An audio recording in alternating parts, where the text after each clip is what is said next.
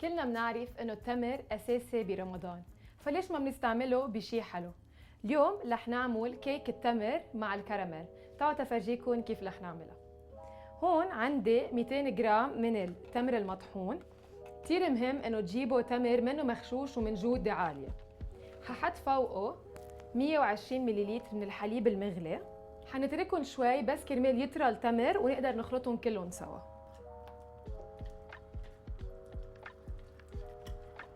طريوا التمر، هلا صار فينا نزيد عليهم كل الباقي تبع المواد الرطبه. هون عندي 60 جرام من الزيت و60 جرام من الزبده الدايبه. عندي كمان 2 بيض، وحنزيد كمان عليهم 80 جرام من اللبن. اللبن رح يعطي طراوه للكيك وحيخليه يكون رطب وما ينشف معنا. بدنا نحط هلا المواد الناشفه. عنا سكر اسمر 50 جرام. بدنا نزيد شوي سكر كرمال اول شيء بيعطي كمان رطوبه للكيك وبيحليه بعد اكثر. رشه ملح صغيره.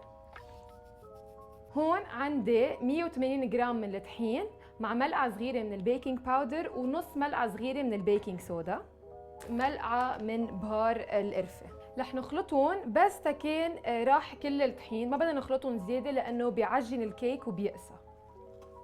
اخر مرحله بدنا نزيد عليهم شقف تمر مقطعه. شوفوا هالتمر شو حلوين كبار، طعمتهم حلوه وحيعطوا قوام للكيك طيب. رح نخلطهم بالسباتولا من فوق لتحت بس تا يفوتوا التمر بقلب الكيك. صار الخليط جاهز كرمال نصبه بالقوالب تبعنا. عندي قالب كب كيكس كبار دهنته بالزبده وبطحين كرمال ما يلزق عنا الخليط. فيكن تعملوها بقالب كيك كبير بس هيك بالنسبه لي بيطلعوا اهضم، فيكن تعطون لشخص واحد هيك بيكونوا سنجل سيرف. حنحط شي ملعقتين كبار معرمين بكل وحده.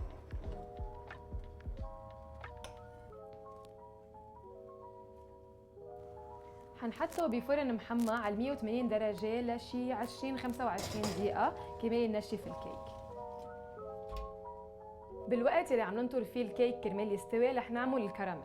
هون عندي 60 جرام من الزبدة.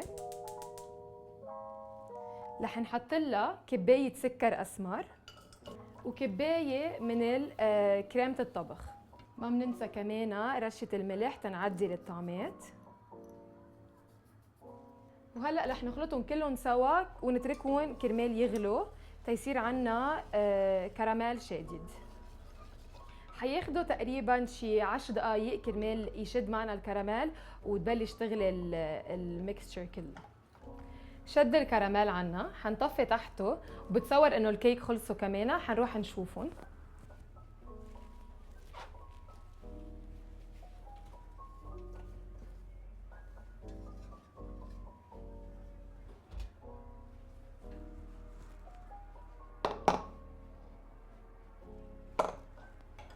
حنشيلهم دغري من القالب تبع الكيك ونحطهم على الصينيه تبعيتنا كرمال يسقعوا.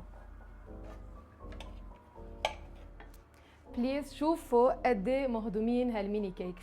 هلا حنحط لهم الكراميل ونزينهم وتشوفوا الفاينل برودكت.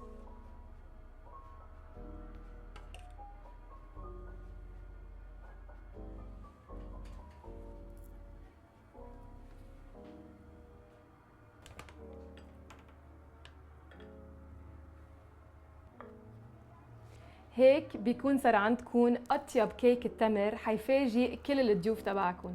جربوها وقولوا لنا بالكومنت اذا بدكم بعد هيك وصفات. Thank you for watching.